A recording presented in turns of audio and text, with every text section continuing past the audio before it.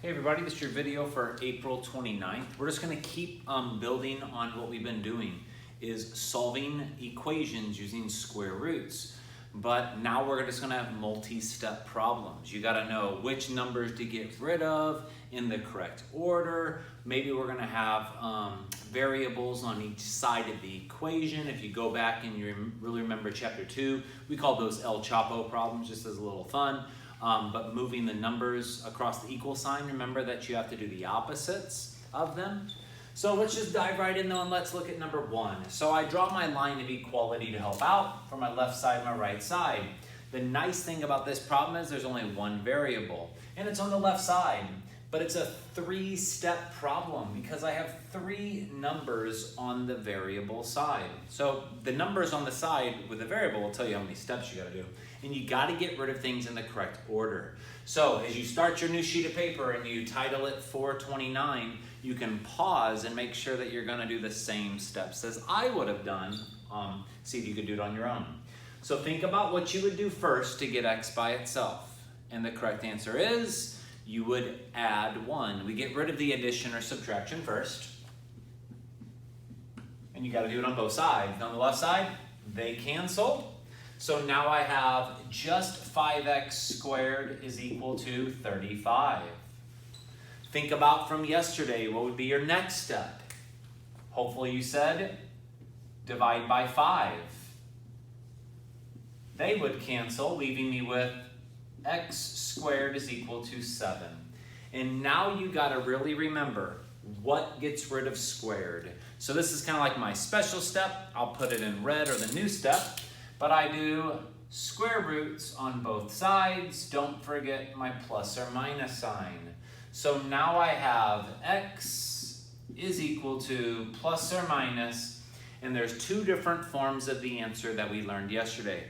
You could have rounded form or radical form. We're going to round to 1 decimal place. So put the square root of 7 in your calculator. Look at the 10th space and then look behind it. If it's large, you'll round up, and if it's small, you'll keep it the same. So this rounds to 2.6, and hopefully you rounded that correctly. Let's look at number 2, line of equality as well.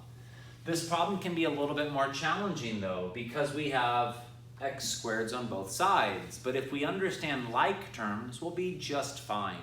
We don't want variables on both sides of the equation, so we usually pick on the smaller coefficient. So 3 is a smaller coefficient than 4, so I will do the opposite of him. Minus 3x squared, they're gone, but I have to do it to both sides. Now that gets me down to 1 letter.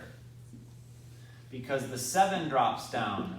4x squared minus 3x squared is 1x squared. You don't need to show that 1. And we still have minus 3. But the big deal there is, since you got rid of the x squareds there, and they were like terms, now you have 1 letter. And we have to get that letter by itself. So I will add 3 on both sides. That is 10 is equal to x squared. I will square root both sides. That's kind of our new special step. So I'll show the square root. But I forgot something on purpose. Do you know what I forgot? Hopefully you said the plus or minus sign in front of the square root of 10. So don't forget to put that plus or minus sign. And the square root of 10 rounds to 3.2 in a calculator. Hopefully this is getting a little bit easier for you, but again, it's really kind of an extension of radicals that we just had been doing for the past couple weeks, but it's also really an extension of chapter 2, solving equations. When you guys get to geometry, you have to know how to solve equations because you're going to be doing that on a daily basis. Let's do our last problem, number 3.